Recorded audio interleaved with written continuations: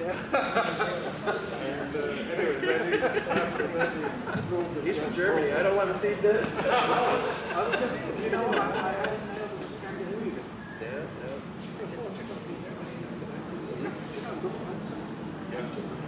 Did they? Yeah. Have an issue? I guess. One of the last six. Sure. Nice to meet you, Trace. Yeah. Yeah, sit beside him. Is it good for your hearing also?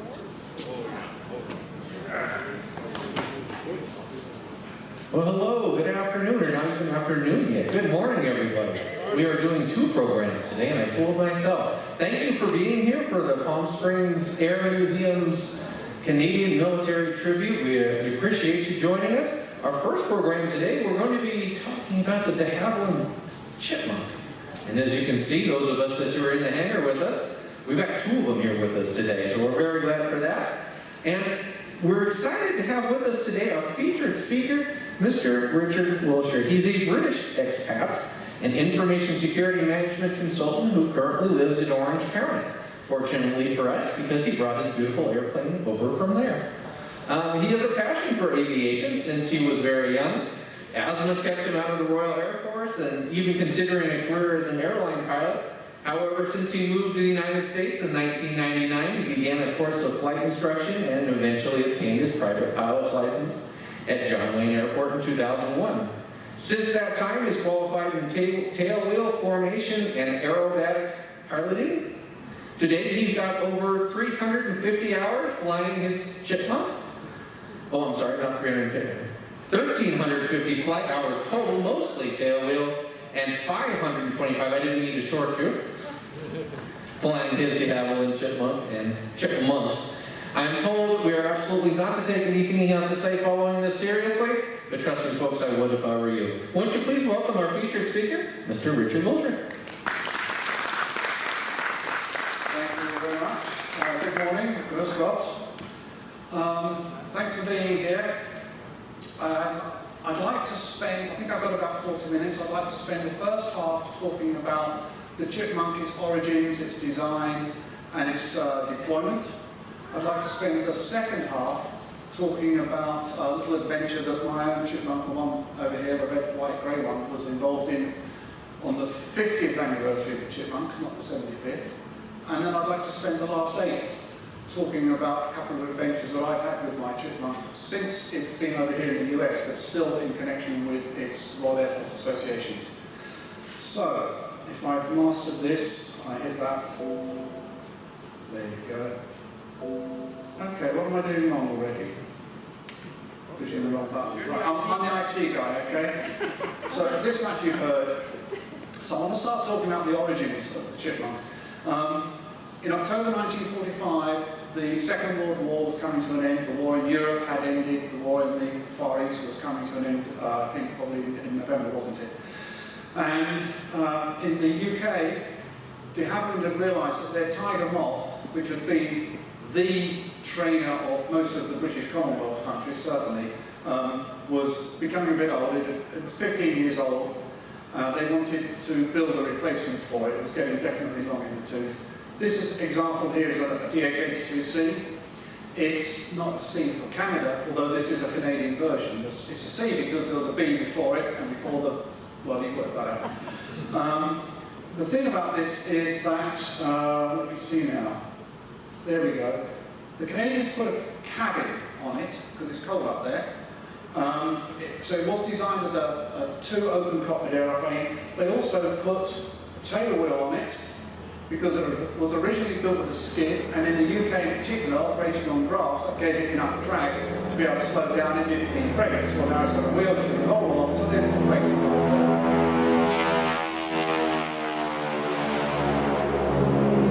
Thank you, Dan. That's the HC-2, I think. There it is, yep. Okay, so de Havilland at the time in the UK was busy with the design of the Venom, the Vampire, its first jet fighters. Because it's a Canadian tribute band, I'm trying to keep a Canadian theme here, so you'll see that this actually is, if I can let this out, it actually is a Royal Canadian Air Force Venom. The engine in this is the de Havilland Goblin. It was previously known as the H1, and the reason it was known as the H1 is that it was designed by a guy called Frank Halfley. I want you to remember that, please. De Havilland was also building the Dove, which was the king air of the day, the executive transport.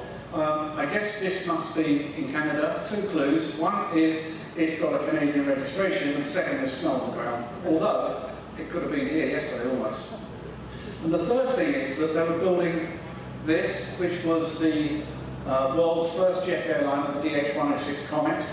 Again, this is a Royal Canadian Air Force example. It's a Comet 1X. And the Royal Canadian Air Force was actually the first air force in the world to have jet transports. I'm pleased to say that my first flight ever in Chipmunk, not in this Chipmunk, but in my own, by the same guy that used to work there, was given to me by a guy who used to fly these Comet 1s. So that's a little bit of a connection with history. So, faced with this design problem of, we want to build a replacement for Tiger Moth, we're so busy here, what do we do?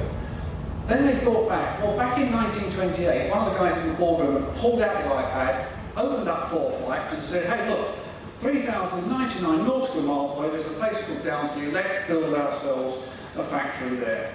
So that's what they did. They established de Havilland in Canada in 1928. The bit about the iPad could be a fable, I'm not sure. And in 1945, they were actually building mosquitoes. In fact, this particular mosquito here is one that was restored in New Zealand, first flew in 2012, and is now at Virginia Beach with Jerry Yeaton's museum. The guy flying it is Dave Phillips, one of the most understated pilots you'll ever meet for the stuff he's flown. But yeah, I just think it's great that this aircraft actually was rolling down the production line down to in 1945. There's another shot of it, just look at that lovely tail. That's the de Havilland tail for you. So in charge of the production of these mosquitoes was this guy here, who's their chief engineer, that's Visevara Yakimiuk. And I don't have to say that again, all right? I've been practicing all night long, I didn't sleep. So he was in charge of basically the design as well, of a couple of ideas that they had at the time. They wanted to build a bush plane, they wanted to build a trainer, they actually had some models. And in October 45, on a visit from the UK by one of the directors, he saw the model of what they wanted or had been kind of thinking about building. Knowing the problem they had in the UK, this is what he said to them: you can make a good trainer, I will sell it. And that kicked off de Havilland Canada's indigenous production line. That set off the Chipmunk. So what did they design? Well, first of all, it's an ab initio trainer. That's a fancy word the Brits use when they mean just from the beginning, or in the US parlance, to be a primary trainer, a PT. So it's a single engine, 2-seat tandem cabin monoplane. So everyone will agree, I hope, that it's single engine. You can legally, in the UK, you can get 3 people in the Chipmunk if one of them is in the back and under 3 years of age. But basically, it's a 2-seat aeroplane. It's tandem in that the seats are one in front of the other, not side by side. And that is not always the case with military trainers, but it's typically the case with a military trainer. It's a cabin monoplane. They wanted to put, it's a cabin plane. They want to put a cabin on there and avoid having those horrible, cold, chilly, open cockpits. And it's a monoplane. It has a single wing, unlike the Stearman that you'll see flying around and one in the hangar today, which have 2 wings of biplanes. So that's essentially the characteristics of the design. It is semi-monocoque construction, which means that the metal, especially on the fuselage, actually shares some of the load of the plane when it's in the air, and indeed, I guess, on the ground. So the load is entirely taken by the framework with something like, say, a fabric covering. The metal there helps take the load and helps make the plane overall a bit lighter. It's also cantilevered on the main plane, in other words, the big wing. On the empennage, which is another fancy word for the vertical and horizontal tail surfaces, on the alighting gear and on the axles. What that means is, when it's cantilevered, it is self-supporting. So if you look at the Beaver taxis in there, it's got The high wing, it's got struts supporting the wing, so that is not a cantilever structure. Everything about the Chipmunk here is just one piece of wing, nothing supporting the tailplane at all. The gear legs come straight out the wing, the axles come straight out the bottom of the gear legs, so that's it. It's very clean in that regard. The power plant on the production aircraft is the inverted inline four-cylinder Gypsy Major, and both this aircraft here, which is owned by Greg Finch, who's hiding there, and my own, both powered by a 145 horsepower engine. Because it's upside down, it does have a tendency to lose a little bit of oil, hence it's known as the Gypsy Major. And what's really interesting is that the Chipmunk was not built in response to any specific requirement or specification from any armed force or any government. De Havilland simply said, we need to do something to replace the Tiger Moth, and there's thousands of them, so there must be a market for 1,000 Chipmunks. And this is the model that they were sporting back in '45. What's interesting about this is that the core of this airframe is the section from behind the engine cowls, which is the front of the forward fuselage section, the firewall, to just behind the cockpit. And this is what it looks like. And you've got these two U-shaped frames which carry the loads through. And if I go on and just expand a little here, you can see the thicker circles are the two mounting points for the main wings. The bolts about that thick on each of them. And then just for rigidity as much as anything else, because they can extend to the main spar, which is the load-carrying part of the wing. And then forward, that little circle there, is a bolt about that big. That's what keeps these wings on. I try not to think about it when I'm flying. So the Gypsy Major, remember him? So in the 1920s, early 1920s, Frank Halford took a Renault V8, took 4 cylinders off one bank of it, built a crankcase, put the cylinders on top, and that engine became the de Havilland Cirrus. So the company that built those was actually using ex-World War I surplus. So the Renault engine that started this engine off was ex-World War I, and we're still flying, aren't we? So originally it was a 4-cylinder upright engine. It was developed and became called the Gypsy, and this is coming in slowly because that's all we can do, this thing. This is a de Havilland 60 Gypsy Moth, and that is a Gypsy engine. And what you'll notice is that this here is the line of cylinders on top of the engine. So the pilot's there, he's got 4 cylinders in front of him, he's got heat, smoke, probably a bit of oil, and he can't see a darn thing. What do you do to fix that? Oh, by the way, does anybody know which particular Gypsy Moth this is? Anybody seen Out of Africa? That's the one. So what do you do to fix it? Come on, it's audience participation time. Thank you. Yes, you invert it. Now, the problem is, if you just invert it, sorry, if you don't invert it, you're going to have to drop it down, and that means you're going to have to reduce the prop diameter. So yeah, you have to invert it. The problem is then you're leaving an engine which is going to have oil draining into the pistons, and that's when it becomes the Gypsy Major. But you're right, that's what you do. So the Gypsy 2 became the Gypsy Major 1. They inverted it and called it the Gypsy Major. It was 130 horsepower at the time. And that's what one looks like. That's actually from the de Havilland Museum in the UK. It's a Gypsy Major Mark 8. You can see all that oil collecting stuff hanging on the bottom of it. So key specifications, since it's Canada today, we're going to do it in proper numbers, metric. So it's 10.46 metres span and a 7.75 metre length. But the nice thing is, in imperial numbers, it's 34.4 and 25.5. That's easy to remember if anybody asks you. The max speed is 120 knots. That is full throttle, flat at sea level. Few of us will fly at that speed at any for any length of time. Typically they cruise at 90, 95 knots. When I came in here yesterday, I was cruising at about 95, and I had a 30-knot tailwind. which is quite a significant difference, but it means when I go home, I better pack sandwiches. The not exceed speed is interesting. This is the speed at which they think it might fall apart. So when it was in the Royal Air Force, WPA-33 over here had a not exceed, a VNE of 173 knots. When they went onto the civilian register, put to use by those feeble civilians who don't have the hardcore training that military types have, they pulled it back to 153 knots.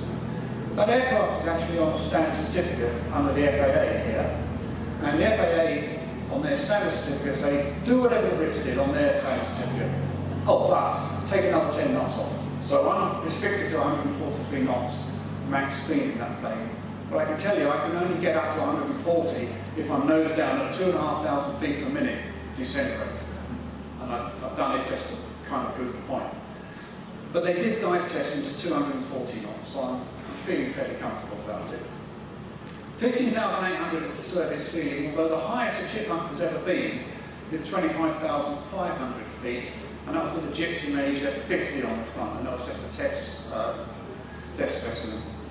And the range, 550 to 740 kilometres. It depends whether you've got the small tanks or the large tanks in the wing, either 18 or 24 imperial gallon capacity. That's 300 or 400 nautical miles, but that's virtually to dry. I would never do that. When I'm planning, I look at two things: a 200-mile distance or a 2-hour duration. Maybe 2 hours 15 if I've got lots of airfields around I can jump to if the field's getting particularly low. But I've never flown a 300 mile leg, and I'd need one heck of a tailwind if I were to. So the first flight, May the 22nd, 1946, a guy called Pat Fillingham, a very famous British test pilot, was sent over by de Havilland. They wanted him to be the first one to fly because they didn't have anybody at de Havilland Canada who had experience of first flight in a new type. So this is Fillingham, and if you look carefully, you can actually see 4 people peering in there trying to tell him what they think he ought to do. I was going to make a sexist remark there, but I won't. This is Fillingham flying the prototype CF-EIO-X. This is clearly not on the day of that first flight, because for one thing, it's got no headset on. And we know he was just flying with a headset just now. So this is just a little PR shot. But when he got back from that first flight, he told them, you've got a winner. He didn't want anything changed immediately. And in fact, the next day when they made the second flight, it was a press demonstration flight. That was their level of confidence. So production of this aircraft. Canadian design, initially built in Canada, but 5 samples, examples of the aircraft type, went to the UK for test and development there. And in fact, this is the prototype being packed and shipped to the UK. I've got one more picture of this plane coming up in a while, but bear that in mind. Royal Canadian Air Force initially took 3. They used those just for sort of courier, small transport, moving people around, not really as a trainer. But they later went on and took 120 types out of 217 which the Canadian production line produced. Most of the others went either to the Egyptian Air Force or to the Indian government. Meanwhile, in the UK, they went into production, and the Air Ministry took 740 total, used predominantly by the Royal Air Force, but also by the Royal Navy and the Army Air Corps. A total exactly of 1,000 were built in the UK. Now, aficionados might point out that the last one built had a construction number 1014, and that's because there was a gap elsewhere in production where a contract was ordered and those 14 ships never ever actually got numbered and built. So it's exactly 1,000. 10 of those built in the UK went to the Força Aérea Portuguesa. That's the, I'll translate for you, it's the Portuguese Air Force. And they took 10, and then they took one of them apart and put together jigs and built 60 themselves. I know it's just 66, but go with it. They built 60 themselves. And then, because of attrition, they built an additional 6. So the entire production of the Chipmunk goes from 1946 in Canada to the last ship that was built in 1961 in Portugal. So, total of 76 with the Portuguese Air Force. And just to save you the hard arithmetic, that's the answer. Also flown by a lot of other military operators. The C by Belgium says they only had 2 Canadian aircraft. They evaluated it and ended up going for an indigenous sort of their own called the Stomp, which looks very much like a tiger moth, which I think is a bit classic really, replacing the chipmunk with a plane that looks like the plane it was replacing. Oh well. If there's an asterisk, it says that country received both Canadian and British production chipmunks. Everyone else with no symbol there at all received exclusively British chipmunks. Of course, the Portuguese got both as well, Portuguese and British. But the reason there's that obelisk, the dagger symbol by Portugal and United Kingdom, is that to this day, chipmunks continue in service in those countries. In the UK, 4 ships are used in the heritage flights to train, they get a dumb jet jockey, sorry guys, they get a dumb jet jockey who doesn't know what his feet are for, and they put him in a tailwheel plane and he'll be off the runway in seconds. So this is where they teach these guys how to fly a tailwheel airplane before they let them loose in things like Spitfires, Hurricanes, Swordfish, Sea Furies. In Portugal, they're actually still using them as ab initio trainers. They've got 6 aircraft still in service. They've brought them back into service and they're still using them, but they have got Lycoming engines in them. Actually, let me just go back there. One other thing. So remember, it was a 1,283 total production, of which 1,249 went to military or governmental operators. So very few initially went into the civil sector. So that's essentially the first phase of the chipmunk's life. We'll come on to the second couple of stages soon, but flying characteristics. First of all, who's flown a chipmunk? I know 2 of you have at least. Come on. 3, 4, 5. Excellent. Who would say it isn't a delight to fly? No hands go up, of course, but aging anyway. It is, it's a delight to fly. Every time I give people a ride, you get out, look in the back seat, and they're sitting there with a silly grin on their face. It's just sheer fun. The controls they're not at all sloppy, but they're easy, they're light, they're well harmonised, so you don't have to push a lot in one direction, but a little tweak in the other is going to get a reaction. It's very evenly balanced. And typically, if I'm just flying along, going somewhere, I'll have 2 fingers and a thumb just resting on the stick. That's all it takes. Aerobatics, you want to get a grip because you want to be sure that you're doing the right thing at the right time, not letting the plane get away from you. But really quite an easy plane to fly. Some say it's a hard plane to fly well, but I think most planes are hard to fly really well. It's fully aerobatic. I think the numbers plus 5.6 is correct and minus 3.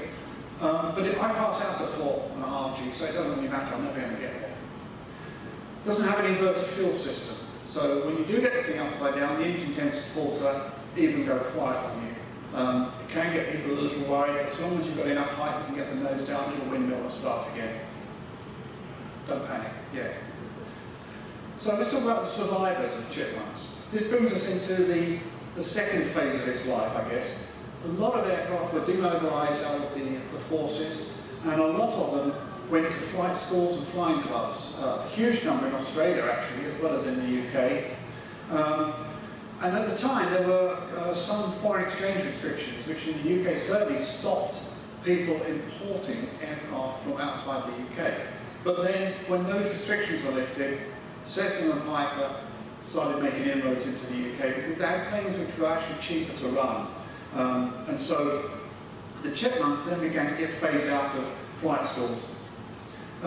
Became then a relatively cheap personal aeroplane to have. So what have we got? We've got a lot of planes imported into the USA, both out of Canada and out of the UK as the RAF, or the Ministry of Defence as it had then came to release them. And then when you get one of these in private hands, you've got to make a big decision. Is it stock or shock? Do you keep the stock engine and those lovely lines of that cowling, or do you go and put something in it like a Lycoming or a Continental? And this sort of conversation will divide a hangar full of chipmunk pilots instantly. You really will, it's what I call genteel fratricide. We love each other, we love our chipmunks, but don't talk about putting a wonky engine in. So you guess, you know, it's a bit like in politics, isn't it? You know where I stand on this. Keep in stock, I say, but lots of people do put wonky engines in them, as I very nastily call them. So you can get them on a stamp certificate here in the US, though most do not. Globally, probably 500 still in existence, a fair number of those in museums, very scattered museums. You can go to Thailand and find them in museums. There are actually a couple in Iran. I wouldn't suggest you go there to look at them just now, but there are a couple there. And lots in Australia, New Zealand, UK, US, Canada in particular.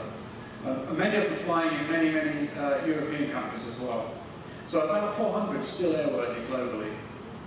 And if people can just stop crashing them, which they do from time to time, the population of flying chipmunks is actually likely to grow, because there are a number of them which are either being held to be restored or in restoration at the moment.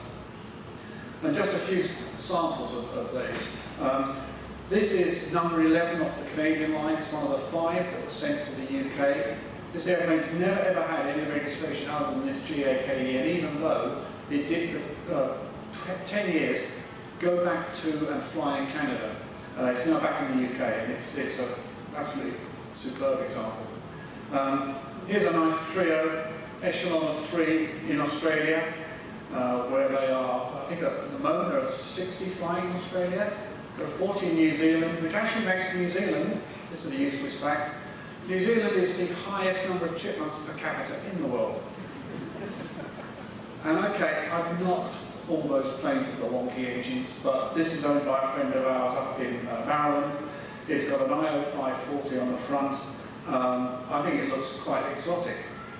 There are so many changes to this plane. It's gone away from looking exactly like a chipmunk. It's taken 3 ribs out of the wings, made it a shorter span. The ailerons are longer.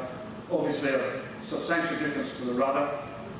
And actually a very elegant and cowled engine. It's great when you do aerobatics because you've got a constant speed prop and an inverted fuel system, so it just keeps dragging around and round and round. But the funny thing is it flies just like a chipmunk. It's a lovely plane. Okay, sad note. So GAKEV, once CFDIOX, this is the prototype chipmunk. 1951, this is the last known record that can be dated of the aircraft. But sometime in 1953 it was scrapped, which is a great shame. It was cannibalised and used as spares for the other 4 Canadian chipmunks. So that was a great shame that it didn't survive. So, moving on to the second half then. How am I doing on halves, Greg? Okay, keep talking, he says. So, the chipmunk was celebrated in Canada. They produced a $20 coin, and the gentleman there is Russ Bannock, who at the time was the chief test pilot.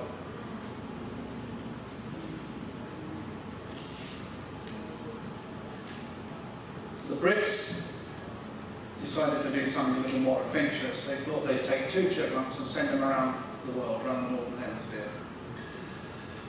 So let's have a look.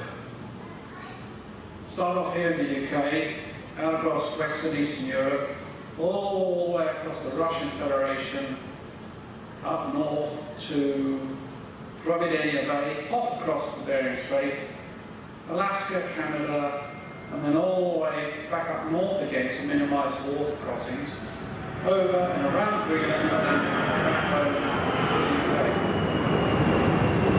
And they call it Exercise Northern Venture. So, as I've said, it all came about because I wanted to recognise the chipmunk's 50th anniversary, and that, I think, reflects the affection with which the aircraft was held in the Royal Air Force. But you can't just go to the boss and say, hey, do you want to send 2 chipmunks around the world? You've got to have a good reason. So they came up with 3. These are the bold bullet points here. The argument was that it would improve East-West relations. This was just after the end of the Cold War, so that was a noble thing to do. They thought it would promote general aviation, business and social contacts with the newly founded Russian Federation.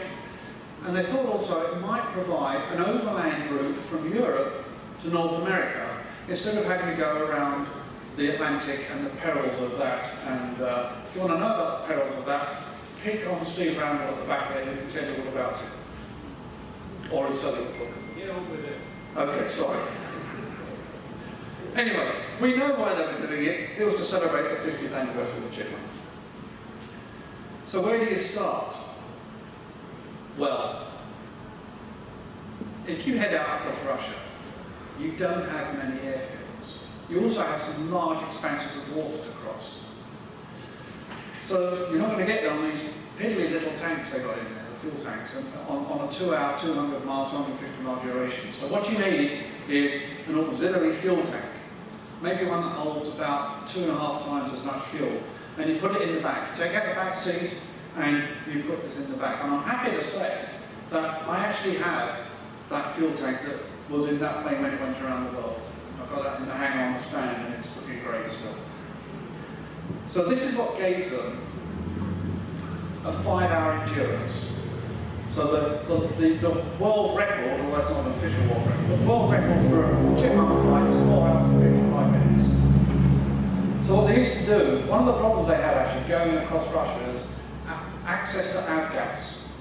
Frequently, they couldn't get avgas and they would have to go into the local town with jerry cans to fill them up with MoGas, and they would put that in the auxiliary fuel tank. They would put avgas in the wing tanks, they'd take off and land on the wing tanks and they'd cruise on the auxiliary tank. So this is a shot taken just before they left in May 1997. Whoops, hang on, 46 plus 50, doesn't that make 96? So what happened in 96 is they set off and they got as far as Moscow when the Russians turned them around and said, well, there are lots of fires in Siberia and in the taiga. It's, it's basically it's instrument conditions with all the smoke. You can't go through. There's also the idea that perhaps they said that because they didn't have sufficient avgas at the time to be able to keep the planes fueled. So they sent them home. But the guys in the RAF were sufficiently enthusiastic about this. They pushed, and they got to go again and succeed in 97. So this is on the day before they departed with the Red Arrows at RAF Cranwell over the Central Flying School. And you'll notice that the Chipmunks were painted up in the same colours as the Red Arrows. Remember that. They had a support ship, Britten Norman Islander, that carried both the engineer and the spare Chipmunk pilot, plus all of the spares they needed, tools, and also barrels of avgas. I'm not sure I like that idea, but that's what they did. So here are the intrepid pilots. Sid Hughes, whose name is on the side of this plane because that was primarily the plane he flew. Tony Cowan flew the other Chipmunk, which is now in the Royal Air Force Museum in London, and Bill Purchase, whose name is also A33, and he would hop between the two planes, and so each of these guys would fly 2 legs, and then Bill would come and spell one of them and spell the other one. That was his 2 legs done, he'd be back in the Islander. It's important to recognise that none of these planes fly without guys on the ground fixing them. And pilots get all the glamour, but they actually don't deserve it. Dave Gill was the engineer, and the around-the-world success is as much his as anybody's. For the fact that he kept these two, 1920s technology planes going all the way around the world. And then we've got Tony Severs, who flew the Islander, and Yuri Vostochnikov, who was their minder. He was there as a navigator, but he was there as their minder as well on behalf of the Russian government. But as it turned out, he was a real team member, a real player, and he gave him loads of help and sorted everything out along the way when things got expensive or complicated, as they do in countries like that. So there's the route across Eurasia. Here they are, an unusual couple of visitors to Moscow's Sheremetyevo. I could go on about this. I actually have a 2-hour presentation, but I'll spare you that because you're such nice people sitting there quietly. I'll just show you a few samples that show what they had to endure. So here we go, filling the auxiliary tank with what they called lardages. The Lada being a good old Russian car of the time, but basically there's no gas going in there. No real visual aids. In fact, that's why they installed a Garmin. So the RAF actually installed a Garmin in these 2 Chipmunks. I think that until the Battle of Britain Memorial flight got them recently, they were the only 2 Chipmunks ever to have a Garmin installed. The Trans-Siberian Railway was a helpful nav aid, just follow the tracks, but often they were over just plain green forests, nowhere else to go. And bear in mind, because of the paucity of airfields, they often literally had nowhere to go. They got to a point where they had to decide, do we continue, do we go back? And only 3 times did they ever have to go back. Isn't to say they weren't a bit nervous by the time they got there. So, somewhat dilapidated control tower in Omsk. Doesn't look quite up to the standard of some we'd see around here for sure. And this is Omsk airfield. Grass has got to be 20 centimetres long there, I guess. But you know, that was typical. It was either long grass or it was lumpy or there was no grass.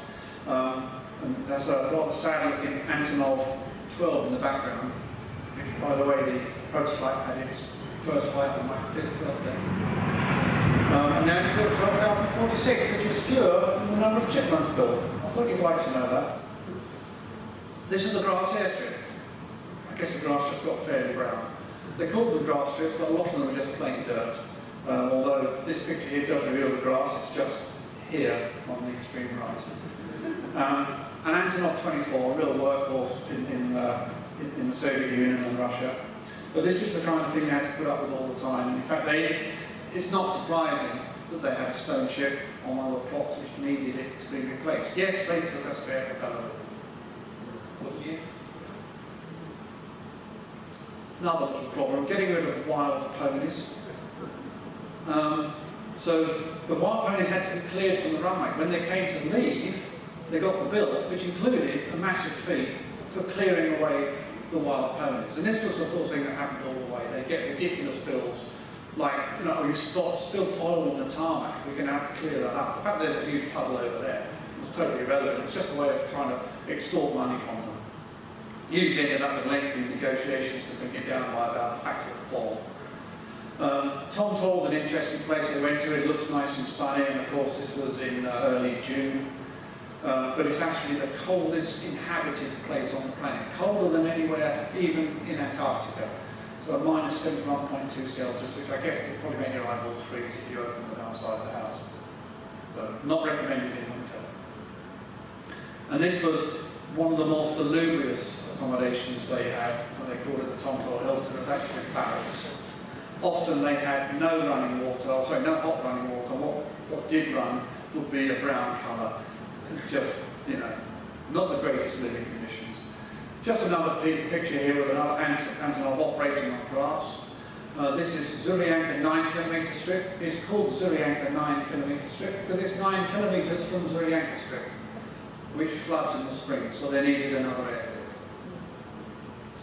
And then from Zurianka they had to go sort of northeast up to the Bering Strait, which took them over some of this rather inhospitable looking terrain. I mean, I really, you know, they might have had to put a plane down there, they might have had the island to circle around for a long time, but I think they would have been waiting a long time for help. More wonderful accommodation. And then when they got to Providenia Bay, the first time they tried to get into Providenia Bay, that was one of the occasions where they turned around halfway and went back to Anadyr, spent another night there, tried again the next day, and finally got in with 20-knot fog, which is a fairly unusual weather condition. I think fog usually tends to stand still. So from there, they set off across the Bering Strait, and this is pretty much the classic picture of the around the world trip. 833, this plane here is the one nearest. They actually never got to see the Bering Strait because they were 5,000 feet above an undercast, so layer of cloud, they couldn't see anything there. So they arrived in Nome, under the stars and stripes, hot running water, coke, steaks, you know, everything seemed normal again, but to them, it was a chance to put on the 10 or 12 pounds they'd lost flying across Russia. So here we go then, across Alaska, Canada, down to Downsview, which is down here, which is kind of the pilgrimage purpose. I mean, you know, you've got to go to Downsview if you're flying a chipmunk across Canada. So, and then they had to fly way up north to get this minimal water crossing here. to Greenland. So to go across Alaska, they end up at AFB Eielson. Were surprised themselves to find a squadron of Royal Air Force Tornadoes, but not half as surprised as the Tornado guys were to find chipmunks on the field. Entering Canada, eh? Here we go. And funny enough, Dan, weren't we talking about Whitehorse last night at dinner? And here they are getting to Whitehorse, and this guy shows up in his, 9 build before this aeroplane here. Just completely voluntarily, just shows up to welcome them into Canada, which was a nice thing to do. It's a great shot, I think, because the background makes it a really high contrast composition. Maintenance, well, you just do it where and when you can, but at least here they've got a hangar to use if they needed it. And they often did find hangars as they came across Canada, rather than just having to pitch down in the open in the Russian Federation. A little bit of excitement here. Weather behind them closed in, weather ahead of them closed in. What do? Hey, it's Canada. You just find a straight road, that's what they're there for, it's like they're straight, you land on it, just pull off to the side, wait for things to get better. And then into Downsview, where they had a little welcoming committee, a few de Havilland types, Tiger Moth, that's a DH-82, and that's got to be an A or a B model, because as you can see, it's got the open cockpit. DH-60, Gypsy Moth Beyond. Anybody know what this is? It's not the Havilland, that's for sure. What is it? Harvard. Thank you, yes. The correct answer is Harvard. It's not a T6, it's a Canadian-built Harvard. And then, of course, if you're in Toronto, you've got to do it. You go and do the tourist thing and annoy all the helicopter operators for an hour where they can't operate because the Royal Air Force are taking over the airspace. And then on up towards Broad Island, at Keeler, which is, I guess it must be a fairly big strip because it's an emergency, or was an emergency, space shuttle emergency landing strip. And I guess they painted it yellow so they could see it from orbit. It's a joke. Thank you. Okay. So, leaving Canada then from Dorton Island, here they go, off over the wet stuff. They had a good forecast going to, God, somebody help me. Steve, Carla Lusuak? Whatever he said. Yeah, it's at the end of Sondre Fjord. And off they went. Weather came in, very low cloud base. And again, one of these situations where there's no choice. You've got to go where you're going to go. So they went up Sondre Fjord with a 200-foot overcast, rock each side, and it's a 90-kilometre run. So they were basically flying up there for an hour between the rocks and the cloud with an airfield where there really wasn't a choice, they didn't have anywhere else to go, and people going around was not comfortable, obviously they'll probably manage on a chip, certainly not anything bigger. This was meant to be a picture of the chart showing them going up there, but I think the cloud base came all the way down, so sorry. Don't know what happened there. So they make it back to the UK, and this is where they landed at RAF Kinloss. What's interesting is this aeroplane in the hangar here.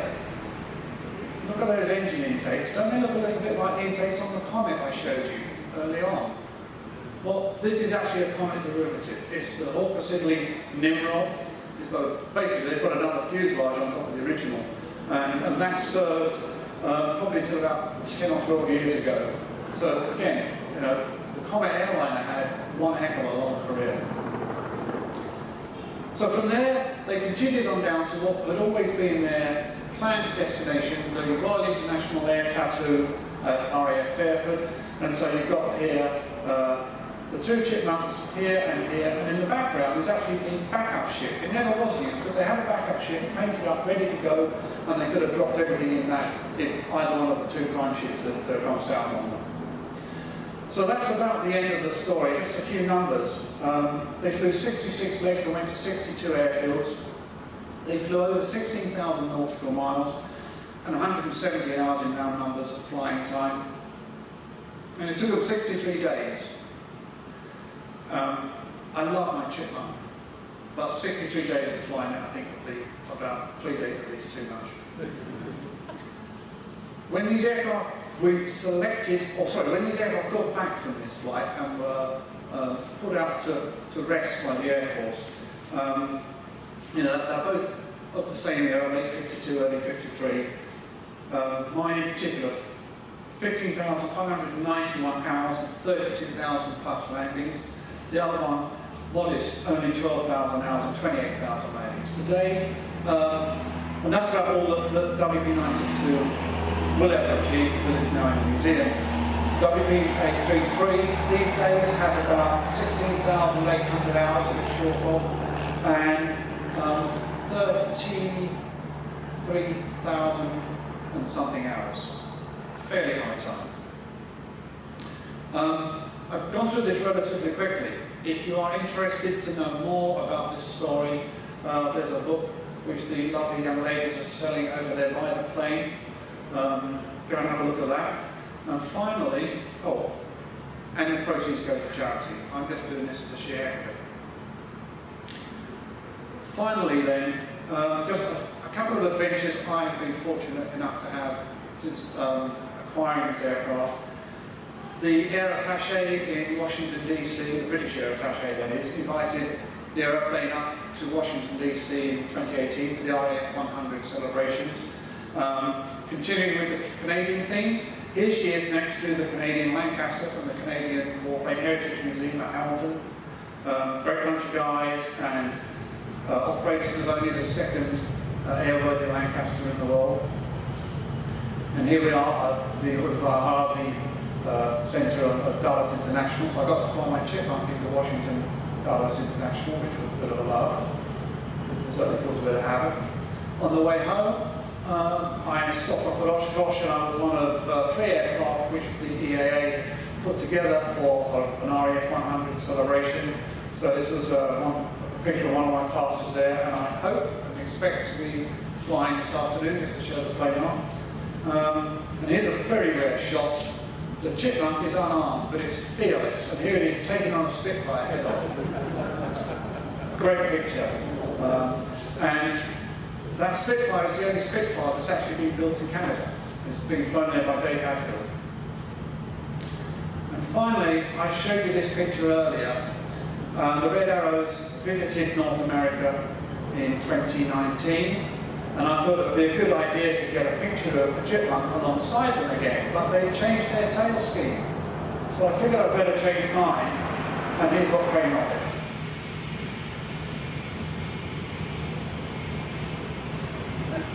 I'm so impressed with it, I'm going to do it again actually. It took me a long time to get that lined up. And I'm thankful to the RAF photographer who also took the original picture and got himself in a position to get this.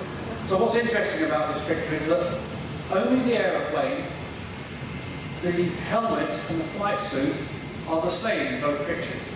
It's a different white-haired old geezer, and they're also different hulls. They've all been cycled out of Red Arrows and new ones put in. So that was pretty cool, and it's just a part of her continuing heritage with the Royal Air Force.